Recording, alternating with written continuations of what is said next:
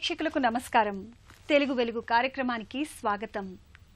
ఆలు నీకు ఆయుష్యునిచ్చును, చందమామ కథలో బువ్వగలిపి పెట్టెదా బుజ్జినా తండ్రి, రామకృష్ణ కథల జోలపాడి ఉయ్యాల నూపెదా చిన్నినా కన్నా, పద్య గద్యముల పొడుపు కథలను ఆటపాటలతో రంగరించెదను, ఇంతింతై వటుడింతై అన్నట్లుగా తెలుగు రసాల సారమెరిగి ఎదగాలి నువ్వు ఎంతో ఎత్తుగా అంటూ మాతృభాషపై మమకారాన్ని జోలపాటలా అందించారు కవయిత్రి. అలాంటి తెలుగు భాషా ప్రశస్తిని మీ ముందు ఆవిష్కరిస్తోంది నేటి తెలుగు వెలుగు.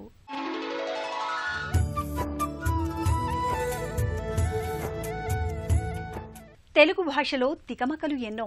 అక్షరాలతో ఆటలాడి, పదాలతో సయ్యాటలాడి మిమ్మల్ని ఆలోచింపజేసే ఈ వారం తెలుగు వెలుగు ప్రశ్న ఏమిటో ఇప్పుడు చూద్దాం. కావడిలో మొదలు తొలగిస్తే ఈ అర్థం వస్తుంది: ఏ కాడి, బి వేగం, సి బండి, డి బరువు.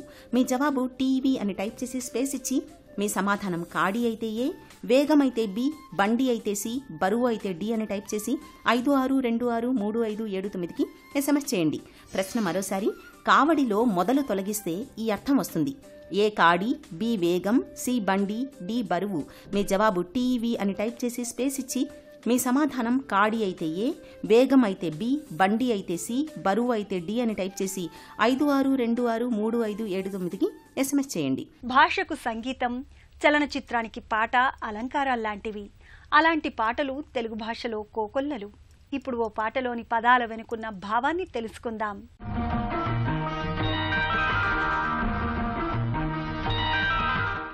ఆత్రేయ రాసినన్ని మనసు పాటలు ఏ కవి రాయలేదు. తేలికైన పదాలతో బరువైన భావాలను పలికించగల శైలి ఆయనది. అందుకే ఆత్రేయ పాటల్లోని భాష చిరు అలల్లా మైమరపిస్తుంది.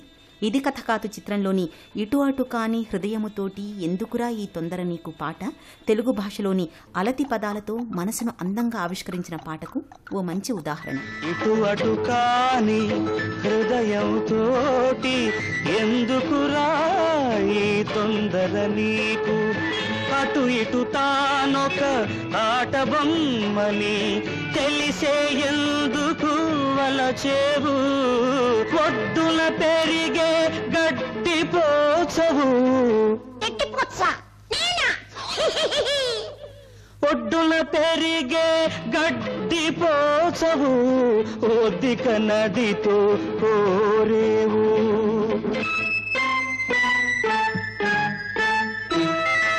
ఒడ్డున పెరిగి గడ్డి పోచకు హృదయం ఎందుకు ఉండకూడదు, ఉందని ఎందుకు ఒప్పుకోరాదు.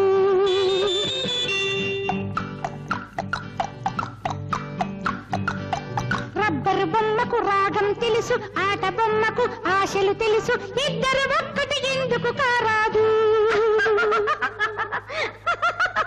సాగరమున్నా తీరనిదేని దాహమురా, కోకిల గానం కాకి పాడితే ద్రోహమురా, తీగకు పందిరి కావలెగాని తెలుసా నువ్వే పందిరని. నీటిని చూసి దాహము వేస్తే తేనె కోసం తేటి వస్తే పాపం గీపం అనడం చాదస్తం. మోడు కూడా చిగురించాలని మూగ మనసు కోరే కోర్కెను మోసం ద్రోహం అనడం అన్యాయం. చైత్రములో నా చినుకు పడాలని కోరేవు, మార్గశిరాన మండుటెండకై చూసేవు, ఉదయం కోసం పడమర తిరిగి ఎదురు తెన్నులు కాచేవు, ఉదయం కోసం పడమర తిరిగి ఎదురు తెన్నులు కాచేవు.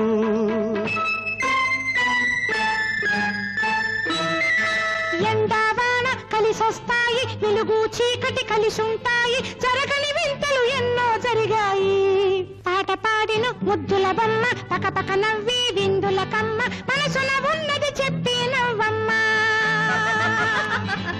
ఇటు అటు కాని హృదయంతోటి ఎందుకురా ఈ తొందర నీకు.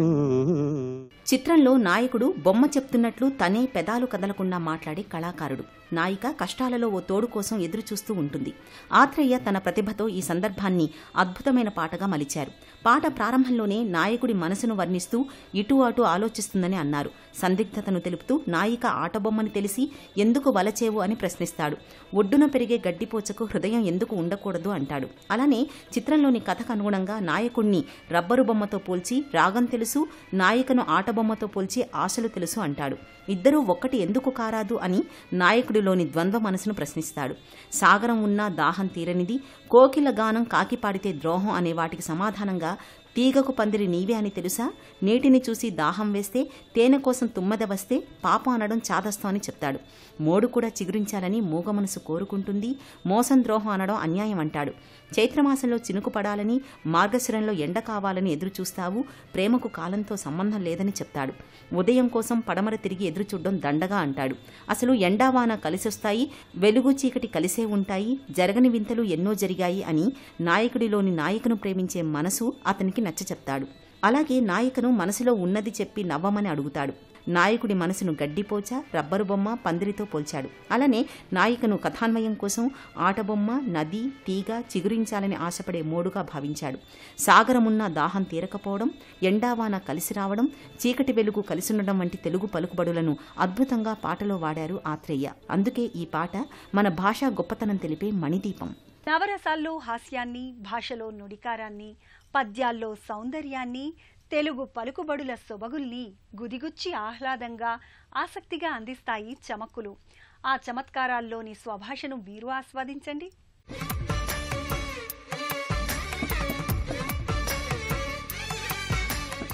ఈ వారం చమత్కార పద్యాల్లో భాగంగా అవధానాల్లో ఉండే చమత్కారమైన సమస్యాపూర్ణం ఒకటి చెప్పుకుందాం. మామకు మామయైన పరమాత్ముడు మీకు ప్రసన్నుడయ్యడు. ఇది సమస్య. మామకు మామ అయినటువంటి పరమాత్ముడు మీకు ప్రసన్నుడగునుగాక. పరమాత్ముడు ప్రసన్నుడవడం వరకు సమస్య ఏం లేదు. మామకు మామ, తనకి పిల్లనిచ్చిన మామగారికే ఆయన తిరిగి పిల్లనిస్తే గాని మామ అవడు, లేదు మేనమామైనా కావాలి. ఎవరైనా మేనమామ మేనలుడికి పిల్లనిస్తారు కానీ మేనలుడు మేనమామకి పిల్లనివ్వడు. అందుకని అలా కుదిరేది కాదు. కానీ ఎవరో తెలియదు కానీ అజ్ఞాత కవి చాటువుల్లో దొరికిన సమాచారం ప్రకారం ఈ సమస్యని చాలా అద్భుతంగా పౌరాణికంగా ఉండే బంధాలు, అనుబంధాల ఆధారంగా పూర్తి చేశాడు. మామకు మామయైన పరమాత్ముడు మీకు ప్రసన్నుడయ్యడు. మామను సంహరించి ఒక మామకు గర్వమడంచి, రాత్రికిన్ మామను రాజు చేసి, తన మామతనూజులక ఆత్మబంధువై మామకు కన్నులిచ్చి, సుతు మన్మధునింతికి తాను మామయై మామకు మామయైన పరమాత్ముడు మీకు ప్రసన్నుడయ్యడు అని సమస్యలో ఒక మామ రెండు మామలు ఇస్తే, మామకు మామ అనిస్తే ఈయన ఇంకో 4-5 మామలు చేర్చాడండి. అది ప్రజ్ఞ. చిత్రం ఏమిటంటే అన్నీ శ్రీకృష్ణుడి పరంగాను విష్ణుమూర్తి పరంగానే ఉన్నాయి. మళ్ళీ ఇంకొక అవతారంలోకి వెళ్ళలేదు. విష్ణువు పరంగా ఉన్నవి కృష్ణుడికి చెప్పొచ్చు, కృష్ణుడి పరంగా ఉన్నవి విష్ణువుకి చెప్పొచ్చు, తప్పేం లేదు. మామను సంహరించి, కృష్ణావతారంలో కంసుడిని సంహరించాడు, మేనమామేగా. ఒక మామకు గర్వమడంచి, ఇది రామావతారం ఘట్టం. విష్ణుమూర్తిగా ఉన్నప్పుడు ఆయనకి సముద్రుడు మామ, ఎందుకంటే లక్ష్మీదేవిని ఇచ్చాడు. ఆ మామను మళ్ళీ రామావతారంలో ఈయన గర్వాన్ని హరించాడు. ఆ మామ గర్వాన్ని సముద్రుని మీద రాముడు బాణం వేశాడు కదా, దెబ్బకు సముద్రుడు మానవ రూపం ధరించి కాళ్ళమే పట్టాడు. ఆ రకంగా ఒక మామకు గర్వమడంచి, రాత్రికిన్ మామను రాజు చేసి. చందమామ ఇక్కడ మామ అంటే. తెలుగువాడు చంద్రుని చంద్రుడు అనలేదు, చందమామ అన్నారు. ఏకంగా చంద్రుడితో చుట్టరకం కలిపేశారు. అసలు చంద్రమండలం మీద నివాసాలు పెట్టవలసి వస్తే ఎవరు కనిపెట్టినా, ఎవరు నివాసాలు పెట్టినా ముందు మనం అద్దెకు ఉండాల్సింది మనమే. ఆ హక్కు మనకే ఉంది. ఎందుకంటే చంద్రుడి మేనమామను తెలుగువాడు ఒకడే. రాత్రికిన్ మామను రాజు చేసి, మామని చందమామని రాత్రికి రాజు చేశాడు. రాత్రి అతనే ఉంటాడు కాబట్టి రాజు అనక్కర్లేదు. రాజు అంటే చంద్రుడు అని అర్థం ఉంది. తన మామతనూజులకు ఆత్మబంధువై, కృష్ణావతారంలో ఆయనకి మేనమామ పాండురాజు, పాండురాజు కుమారుడైన పాండవులకు ఆత్మబంధువు అయ్యాడు. మామకు కన్నులిచ్చి, మరి పాండురాజు మావయ్య అయితే ధృతరాష్ట్రుడు కూడా మావయ్య. ఒక మామకు కన్నులిచ్చి ఆయనకి అంధత్వం పోగొట్టి కళ్ళు ఇచ్చాడు. ఆయన మళ్ళీ వద్దన్నాడు, అది వేరే విషయం. అంతేకాదు సుతు మన్మధుని ఇంటికి తాను మామయ్య. ఇంతమందికి మావా మావా అన్నవాడు ఆయన మావగారు అయ్యాడా లేదంటే ఎందుకు అవ్వలేదు? మన్మధుడు ఆయన కొడుకు, రతీదేవికి ఆయన మావగారే అయ్యాడు. ఇంత చేసిన ఆయన మామకు మామయైన పరమాత్ముడు మీకు ప్రసన్నుడయ్యడు. సరే మామగారు కూడా అయ్యాడండి, కానీ మామగారికి ఎలా మామగారు అయ్యాడు? ఇదివరకు ఒక మామకు గర్భమడించి అనచోట సముద్రుడు విష్ణువుగా ఉన్నప్పుడు ఈయనకి మామగారు అయ్యాడని చెప్పుకున్నాం కదా. ఆ మావగారికి మళ్ళీ విష్ణు రూపంగానే మావగారు అయ్యాడు. ఎందుకంటే లక్ష్మీదేవిని సముద్రుడు కని ఈయనకిచ్చి పెళ్లి చేసి మావగారైతే, ఈయన పాదాల నుంచి గంగాదేవిని పుట్టించి, గంగాదేవి సముద్రంలోనే కలుస్తుంది కాబట్టి నదీనాం సాగరోగతి గంగాపతి అయిన సముద్రుడికి నామధేయం కూడా ఉంది కాబట్టి తన పాదాల్లోంచి పుట్టినటువంటి కన్య గంగానదిని మళ్ళీ సముద్రానికి ఇచ్చి ఈయన మావగారికి మావగారు అయ్యాడు. లక్ష్మీదేవిని ఇవ్వడం వల్ల ఆయన మావగారు అయితే, ఆయనకి మళ్ళీ గంగాదేవిని ఇవ్వడం వల్ల ఈయన మావగారు అయ్యాడు. ఇలాగా జడ పదార్థాల మధ్య జన పదార్థాల మధ్య పురాణాల్లో ఉండే అనుబంధాలు సంబంధాలు అన్నీ కలిపి సమన్వయం చేసి ఆలోచిస్తే చక్కని చలోక్తులతో సమస్యాపూర్ణం పూర్తయింది. అలాగే ఈ వారం ఒక మంచి సామెత, కసవు లేందే పశువు లేదు, పశువు లేందే పెంట లేదు, పెంట లేందే పంట లేదు అన్నారు. తెలుగులో సామెతలు జాతి యొక్క ఆర్థికాభివృద్ధికి ఎంత ఉపయోగపడతాయో గమనించండి. మరి పశువులు పెరగాలి అంటే కసవు ఉండాలా వద్దా? గడ్డి లేందే పశువులు బతకవు, పశువు లేందే పెంట లేదు, ఆవులు గేదెలు లేందే పేడ ఎక్కడి నుంచి వస్తుంది? పెంట లేందే పంట లేదు. పెంట అని మనం ఏదో అసహించుకొని మాట్లాడతాం, కానీ మన తెలుగు వాళ్ళలో మీరు గమనించండి, పెంటమ్మ పెంటయ్య అని పేర్లు ఉన్నాయండి. నిజంగా అవి అంత అసహించుకోవాల్సిన వ్యవహారాలు అయితే ఎవరైనా తమ పిల్లలకి పేర్లుగా పెట్టుకుంటారండి?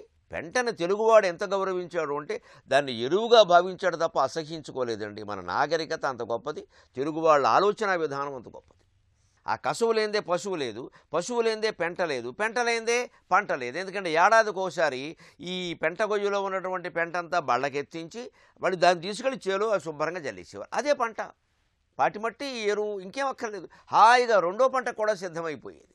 ఈ సామెత గుర్తుపెట్టుకోవాలి, కసవు లేందే పశువు లేదు, పశువు లేందే పెంట లేదు, పెంట లేందే పంట లేదు. ఎంత గొప్ప మాట.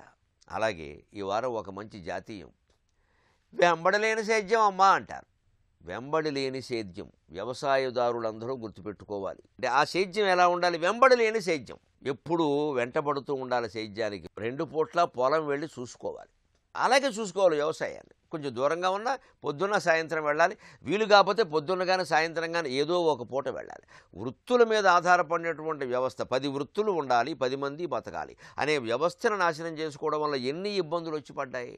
దానికి మూలమే ఇది, బడి లేని చదువు, వెంబడి లేని సేద్యం. బడి లేని విద్య పనికిరాదు, గురుముఖత నేర్చుకుంటే కానీ చదువు రాదు. బడి లేని విద్యలాగే వెంబడి లేని సేద్యం. ఎప్పుడూ వ్యవసాయానికి దగ్గరుండి చూసుకోవాలి. అనవేక్షణాదపి కృషి అంటాడు భర్తృహరి సుభాషితాల్లో. సరిగ్గా చూసుకోకపోతే మీ వ్యవసాయం దెబ్బతింటుందా అంటాడు.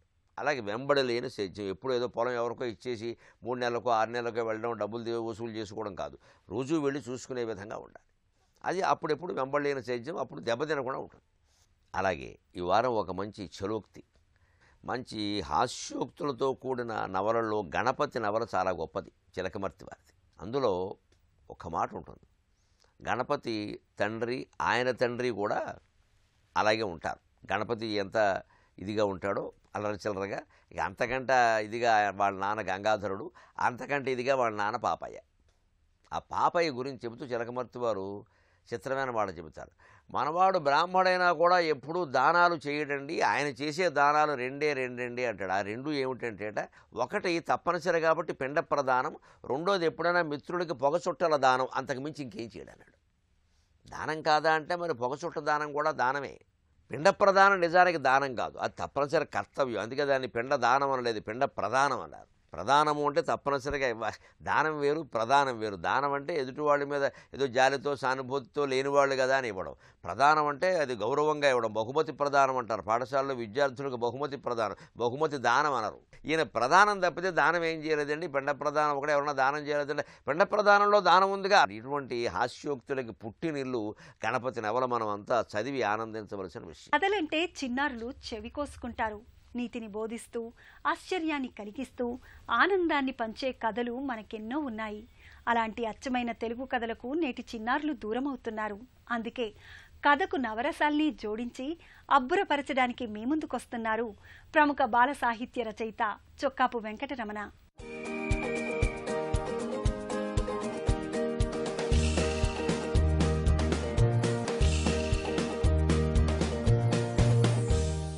పిల్లలకి తెలుగు భాషకి సంబంధించిన మంచి కథలు చెప్పాల్సిన అవసరం ఉంది. ఎందుకంటే భాష నేర్చుకోవడమే కాదు, ఆ భాషని ఎలా ఉపయోగించాలి, ఎంతవరకు ఉపయోగించాలి అనే విషయం కూడా పిల్లలకి నేర్పాలి. అలాంటి ఒక చక్కటి కథ ఇప్పుడు మనం విందాం. అనగా అనగా అనగా ఒక ఊళ్ళో ఒక పెద్ద మనిషి ఉన్నాడు. ఆ పెద్ద మనిషి ఏదైనా వ్యాపారం చేసుకుని బతుకుదామని చెప్పేసి ఆలోచిస్తే చాలామంది సలహా ఇచ్చారు. కూరగాయల వ్యాపారం చేస్తే మంచి లాభాలు వస్తాయి, కూరగాయల వ్యాపారం చెయ్యి అని అన్నారు. సరే అని చెప్పేసి ఒక కూరగాయల దుకాణం ప్రారంభించాడు.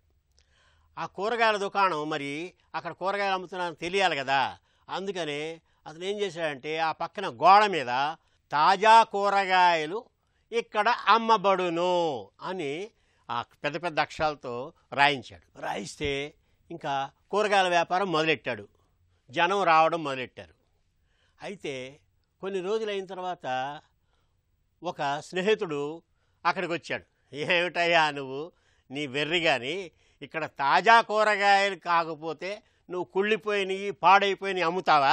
అందుకని తాజా అని ఎందుకు, తాజా తీసే నీకు మతి లేదు అని అన్నాడు. అవును సుమా, నేను మంచి కూరగాయలే కదా అమ్మేది, చెడిపోయినవి కుళ్ళిపోయినవి అమ్మట్లేదు కదా, అందుకని తాజా ఎందుకు అని చెప్పేసి ఆ స్నేహితుడు సలహాని పాటించి తాజా అనే అక్షరాలు చేర్పించేశాడు. ఇప్పుడు అక్కడ ఏముంది, కూరగాయలు ఇచ్చట అమ్మబడును అని ఆ గోడ మీద అక్షరాలు ఉన్నాయి. ఇంకా 2 రోజులు అయిన తర్వాత మరొక స్నేహితుడు వచ్చాడు. ఏ మిత్రమా, ఎలా ఉంది నీ వ్యాపారం అంది. ఇప్పుడే ప్రారంభించాను కదండి, మెల్లమెల్లగా పుంజుకుంటుంది అని అన్నాడు. అంటే సరే కానీ ఈ గోడ మీద ఈ అక్షరాలు ఏంటి, కూరగాయలు ఇచ్చట అమ్మబడును. కూరగాయలు కాకపోతే ఇంకేం అమ్ముతావు నువ్వు, వేరే సామాన్లు అమ్మవు కదా, అందుకనే కూరగాయలు అని ప్రత్యేకంగా రాయాలా? కూరగాయలు తీసేయి, ఏం బాగాలేదు, నా సలహా పాటించు అని అన్నాడు. ఆ స్నేహితుడి సలహా కూడా సబబే అనిపించింది ఇతనికి. ఇక్కడ కూరగాయలు కాకపోతే వేరే వస్తువులు అమ్మం కదా అని చెప్పేసి వెంటనే అతను ఏం చేశాడంటే కూరగాయలు అనేవి చేర్పించేశాడు. ఇచ్చట అమ్మబడును అని ఉంది ఆ గోడ మీద. ఇంకో 2 రోజులు అయిపోయింది. అయిపోయిన తర్వాత వస్తూ ఉన్నారు, కూరగాయలు కొనడానికి వెళుతూ ఉన్నారు జనం. మరొక స్నేహితుడు తారసపడ్డాడు. వచ్చి ఏం మిత్రమా, ఏముంది వ్యాపారం, ఎలా ఉంది అని అన్నాడు. అంటే పర్వాలేదు, మెల్లమెల్లగా పుంజుకుంటుంది, జనం వస్తున్నారు, కొనుక్కు వెళుతున్నారు, మెల్లగా అభివృద్ధి చేద్దామని నేను ప్రయత్నాలు చేస్తున్నాను అన్నాడు. సరే కానీ ఈ గోడ మీద ఏమిటి అక్షరాలు అని అన్నాడు. ఏముంది, ఇచ్చట అమ్మబడును అని అన్నాడు. ఇక్కడ కాకపోతే ఎక్కడ అమ్ముతావా, ఎక్కడ అమ్ముతావా నువ్వు, అందుకని ఇచ్చట అనే మాటలు ఎందుకు, తీసే, ఇచ్చట అనే పదం తీసేయి అని అన్నాడు. అవును నిజమే కదా, ఇక్కడ కూరగాయలే అమ్ముతాను నేను, ఇక్కడ కాకపోతే ఇంక వేరే చోట అమ్మట్లేదు కదా, ఇక్కడ అమ్మినప్పుడు ఇక్కడ అని ప్రత్యేకంగా ఉండాలా అని అనిపించింది. ఇచ్చట అనేది చేర్పించేశాడు. అమ్మబడును అని ఒకటి ఉంది. ఇంకా 2 రోజులు అయిన తర్వాత ఒక ముసాయన వచ్చాడు. అని ఏం బాబు, ఎలా ఉంది వ్యాపారం అని అన్నాడు. బాగానే ఉంది తాతగారు అన్నాడు. సరే కానీ నీ తెలివి తెల్లారినట్టే ఉంది, ఇక్కడ నువ్వు ఈ కూరగాయలు అమ్మకపోతే ఊరికే పంచుతావా, ఇక్కడ అమ్మబడును అని అక్కడ గోడ మీద రాయించావు, అమ్మబడును తీసే, అమ్మబడును తీసే అని అన్నాడు. అంటే నిజమే కదా, నేను ఊరికే పంచట్లేదు కదా, అమ్మడానికే కదా ఇక్కడ పెట్టింది, మళ్ళీ ప్రత్యేకంగా అమ్మడం అని చెప్పేసి ఎందుకు, ఈ పెద్ద ఆయన చెప్పింది నిజమే అని చెప్పేసి అమ్మబడును కూడా తుడిచేశాడు. తుడిచేస్తే ఇంకో 2 రోజులు పోయిన తర్వాత అక్కడికి ఇంకో పెద్ద మనిషి వచ్చి, ఏమయ్యా నీకు మతుందా, నువ్వు ఇంత పెద్ద కూరగాయల దుకాణం పెట్టుకొని ఇక్కడ అమ్ముతున్నట్టుగా ఏమన్నా అక్షరాలు రాయించి పెడితే నలుగురికి తెలుస్తుంది కదా, నీ పిచ్చి కానీ నీ వెర్రి కానీ, నువ్వు ఇలా చేస్తావని అనుకోలేదు, వ్యాపారంలో బాగుపడే లక్షణాలు నీకు లేవు అని తిట్టిపోయాడు. అవును కదా అని చెప్పేసి మళ్ళీ ఆ గోడ మీద తాజా కూరగాయలు ఇచ్చట అమ్మబడునని మళ్ళీ రాయించాడు. అలాగా ఈ భాషని ఎక్కడికక్కడ నరికి చివరికి దానికి అర్థం లేకుండా చేసి మళ్ళీ ఇంకొకళ్ళ సలహా తీసుకొని మళ్ళీ పూర్తిగా రాయించాడు. అంచేత పిల్లలకి భాషను ఎలా ఉపయోగించాలి, ఎంతవరకు ఉపయోగించాలి అనేది చెప్పడంతో పాటు ఆ భాష మీద ఆసక్తి కలిగే విధంగా చక్కటి కథల ద్వారా వాళ్ళని చైతన్యపరిచే మంచి కథలు చెప్పాల్సిన అవసరం ఉందని చెప్పేసి ఈ కథ వల్ల మనకి అర్థమవుతుంది. మాతృభాషలోని మతలబుల రహస్యాన్ని కనుగొనమని చెప్పే తెలుగు వెలుగు ప్రశ్న మరోసారి. కావడిలో మొదలు తొలగిస్తే ఈ అర్థం వస్తుంది: ఏ కాడి, బి వేగం, సి బండి, డి బరువు. మీ జవాబు టీవీ అని టైప్ చేసి స్పేస్ ఇచ్చి మీ సమాధానం కాడి అయితే ఏ, వేగం అయితే బి, బండి అయితే సి, బరువు అయితే డి అని టైప్ చేసి 56263579కి SMS చేయండి. ప్రశ్న మరోసారి: కావడిలో మొదలు తొలగిస్తే ఈ అర్థం వస్తుంది: ఏ కాడి, బి వేగం, సి బండి, డి బరువు. మీ జవాబు టీవీ అని టైప్ చేసి స్పేస్ ఇచ్చి మీ సమాధానం కాడి అయితే ఏ, వేగం అయితే బి, బండి అయితే సి, బరువు అయితే డి అని టైప్ చేసి 56263579కి SMS చేయండి. గత వారం ప్రేక్షకులను అడిగిన ప్రశ్నకు సమాధానం: కాకరకాయలో వేడి దాగి ఉంది. ఎందుకంటే కాకరలో కాక అంటే వేడి అని అర్థం. కనుక ఈ ప్రశ్నకు సమాధానం డి. ప్రేక్షకులు పంపిన సమాధానాల్లోంచి ఎంపికైన విజేత గంది ప్రేమమాన్వి, వరంగల్, తెలంగాణ రాష్ట్రం. తెలుగు భాషా వ్యాప్తికై ఎందరో ప్రముఖులు ఎన్నో రకాలుగా కృషి చేస్తున్నారు. వినూత్న రీతుల్లో స్వభాషాభిమానాన్ని చాటుకుంటున్నారు. అలాంటి వాళ్ల స్ఫూర్తి కథనాల వేదికే తెలుగు వెలుగు. మీరు సంప్రదించవలసిన చరవాణి సంఖ్య 9394489229. చరవాణి సంఖ్య మరోసారి 9394489229. తెలుగు భాషా చైతన్యాన్ని మనందరిలో నింపే మరికొన్ని అంశాలతో వచ్చే వారం తెలుగు వెలుగులో మళ్లీ కలుద్దాం. అంతవరకు సెలవు, నమస్కారం.